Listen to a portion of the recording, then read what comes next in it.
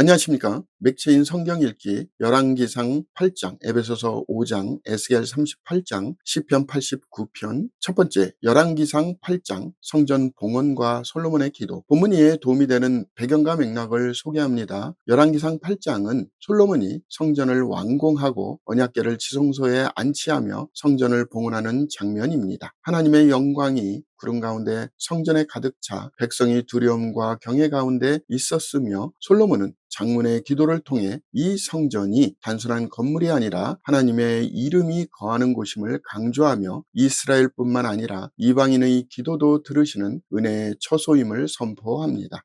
이는 성전이 온 세상의 하나님을 예배하는 중심이 됨을 보여줍니다. 본문의 중요 구절을 소개합니다. 열왕기상 8장 28절 29절. 그러나 내 하나님 여호와여, 주의 종의 기도와 간구를 돌아보시며 이 종이 오늘 주 앞에서 부르짖음과 비는 기도를 들으시옵소서. 주께서 전에 말씀하시기를 내 이름이 거기 있으리라 하신 곳 이 성전을 향하여 주의 눈이 주야로 보시오며 주의 종이 이곳을 향하여 비는 기도를 들으시옵소서. 본문을 적용하는 데 도움이 되는 가이드라인입니다. 오늘날 우리는 하나님이 특정한 건물에 제한되지 않고 모든 곳에서 우리의 기도를 들으시는 분임을 기억해야 합니다. 그러나 공동체의 예배는 여전히 하나님의 임재를 경험하는 특별한 자리입니다. 우리의 예배는 이방인을 포함한 모든 민족이 하나님을 알게 하는 통로가 되어야 합니다. 그러므로 예배는 단순한 의식이 아니라 하나님 나라를 드러내는 영광의 사건입니다.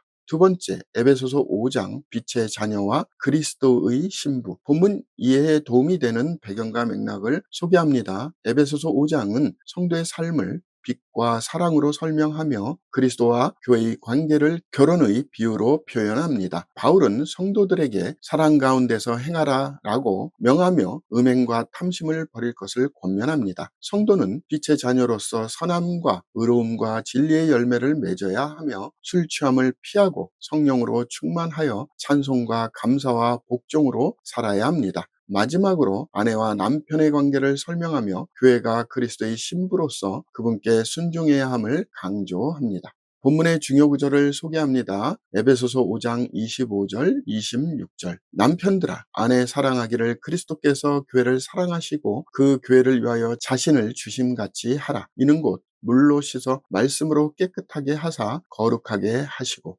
본문을 적용하는 데 도움이 되는 가이드라인입니다. 오늘날 우리는 교회가 그리스도의 사랑 안에서 신부로 부름받았음을 기억해야 합니다. 성도의 삶은 빛의 자녀답게 거룩과 순결을 드러내야 합니다. 가정에서도 복음이 나타나 남편과 아내가 서로 존중과 사랑으로 섬겨야 합니다. 모든 관계 속에서 그리스도의 희생적 사랑이 기준이 되어야 합니다. 세 번째, 에스겔 38장 곡과 마곡의 최후 전쟁. 본문 이해에 도움이 되는 배경과 맥락을 소개합니다. 에스겔 38장은 마곡 땅의 곡과 그를 따르는 많은 민족들이 마지막 날에 이스라엘을 공격하는 장면을 예언합니다. 곡은 북방에서 오는 강력한 세력의 대표로 이스라엘이 회복된 후 평안이 거할 때 침략할 것이라고 합니다. 그러나 하나님께서는 친히 개입하시고 큰 지진과 재앙으로 그들을 심판하실 것입니다. 이 사건은 하나님의 거룩한 이름이 멸방 가운데 높아지는 계기가 되며 종말론적 전쟁의 전형으로 이해됩니다. 본문의 중요 구절을 소개합니다. 에스겔 38장 19절 20절. 내가 질투와 맹렬한 노여움으로 말하였거니와 그날에 큰 지진이 이스라엘 땅에 일어나서 바다의 고기들과 공중의 새들과 들의 짐승들과 땅에 기는 모든 벌레와 지면에 있는 모든 사람이 내 앞에서 떨 것이며 모든 산이 무너지며 절벽이 떨어지며 모든 성벽이 땅에 무너지리라.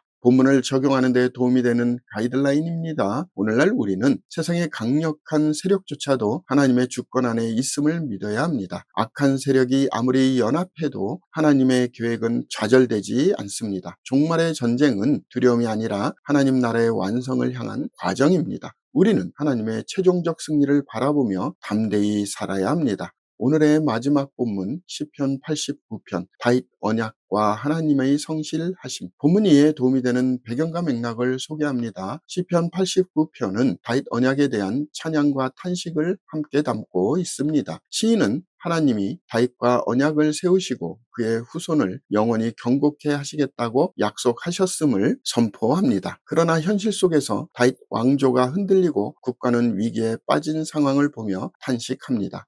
결국 시편 기자는 하나님께서 언약의 신실하심을 믿으며 회복을 간구합니다. 이 시편은 하나님의 언약적 성실하심에 대한 신앙 고백과 동시에 메시아적 소망을 담고 있습니다. 본문의 중요 구절을 소개합니다. 시편 89편 3절 4절 주께서 이르시되 나는 내가 택한 자와 언약을 맺으며 내 종 다윗에게 맹세하기를 내가 내 자손을 영원히 경고히 하며 내 왕위를 대대에 세우리라 하셨나이다. 셀라. 본문을 적용하는 데 도움이 되는 가이드라인입니다. 오늘날 우리는 현실의 어려움 속에서도 하나님의 언약은 변하지 않는다는 사실을 붙들어야 합니다. 하나님의 약속은 인간의 실패에도 불구하고 신실하게 이루어집니다. 메시아 예수 그리스도 안에서 다윗 언약은 성취되었고 우리는 그 은혜의 열매를 누립니다. 그러므로 절망이 아니라 소망 가운데 하나님을 바라보아야 합니다.